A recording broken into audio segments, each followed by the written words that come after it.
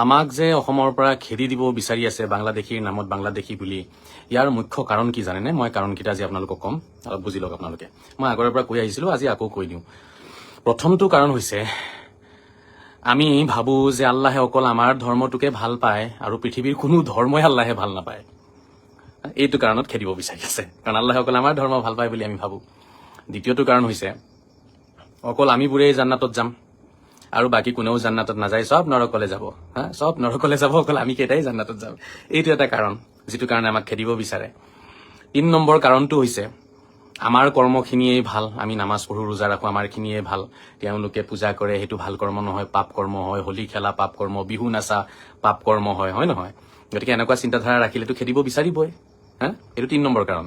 ৪ number কাৰণটো হৈছে যিটো বস্তুক তেওঁলোকে পূজা কৰে সেই বস্তুটো আমি কাটি কাটি খাওঁ।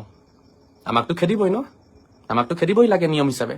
যিটো বস্তু তেওঁলোকে পূজা কৰি আছে, যিটো বস্তু জাতীয় জীৱনৰ অংগ হয়, যিটো বস্তু অসমৰ পৰিচয় হয়, সেই বস্তুটো আমি কি কৰি আছো? অপেন কাটি কাটি খাওঁ আৰু তাকে ধৰ্ম বনাইছো। গতিকে সংঘাত হবই, সংঘাত হবই আৰু খেদিব চেষ্টা কৰিবই। এয়া হৈছে 4টা মুখ্য কাৰণ। আপোনালোকে ভাবি চাই ল'ব। মই সদায় কৈ আছো শ্ৰদ্ধাৰ ৰাইজ, কামাল বৰুৱাজাৰী, তই কৈছ যেন আমাক খেদিব অসমৰ পৰা।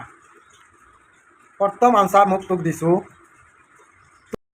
বাংলাদেশীয়ে অসমখনত প্ৰথম যিবিলাক আমাৰ অসমীয়া হিন্দু মানুহ আছে, মানুহক তোৰ নিচিনা কামাল গৰু আজহাৰী তই মানসিকতা খাৰাপ কৰিছ। 2 নম্বৰ প্ৰশ্ন হ'ল, গৰু আজহাৰী তোক মই কৈছোঁ, তই এজন মিয়া, তই তোৰ কথা চিন্তা কৰ, বাকী মানুহৰ চিন্তা লাভ নাই। তই এজন মিয়া, তই অসমৰ ভিতৰত আছা, অসমৰ ভিতৰত তই মুছলমানত টাৰ্গেট কৰা মানুহ তই। আৰু তই কেলে কৰিছে জানানে? তোৰ অৰিজিনেল তুই বাংলাদেশী হয়, তোৰ সেইবিলাক দেখাৰ কাৰণে মুছলমান ধৰ্ম লৈ টাৰ্গেট কৰি থাকিছিলি। 2 নম্বৰ কথা হ'ল, অসমৰ ভিতৰত গৰু যিবিলাক হিন্দু মানুহে গৰু পূজা কৰে, সেইবিলাকৰ গৰু খাই সিহঁতৰ মনত আঘাত দিয়া হ'ল। 3 নম্বৰ কথাৰ আনচাৰ তোক দিছোঁ মই, তই এজন গৰু খোৱা মুছলমান।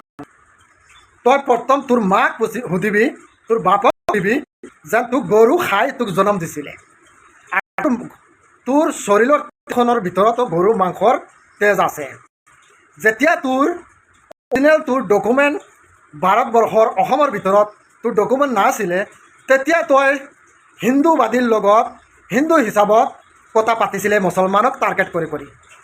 তেতিয়া মুছলমানক টাৰ্গেট পিছত আজি যে পৰিস্থিতি আহিলে, তোৰ মতন মুনাফিকৰ কাৰণে এই অসমৰ ভিতৰত পৰিস্থিতি আহিছে। আৰু তই যি মানুহে আগত মুছলমানক টাৰ্গেট কৰাৰ আগত 10 বাৰ বাচিছে, সেই মানুহে আজিকালি মুছলমানক হাৰ্ড টাইম টাৰ্গেট কৰি আছে। তোৰ নিচিনা মুনাফিক মানুহবিলাকে অসমৰ ভিতৰত মুছলমানক কমজোৰ কৰিবৰ কাৰণে তোৰ নিচিনা মুনাফিকে মুছলমানক টাৰ্গেট কৰি এই কাৰণে আজি হিন্দু যিবিলাক বিয়া মানুহ আছে সেইবিলাকে মুছলমানক টাৰ্গেট কৰে। আৰু তোক মই কৈ আছোঁ, তই গোটেই মুছলমান ধৰ্মৰ চিন্তা কৰিব নালাগে কুৰচুদা, তোৰ চিন্তা কৰ, তই এজন বাংলাদেশী, বুজিছা? তই এইটো চিন্তা কৰি তই চল, তোৰ ওপৰত আহি গ'ল।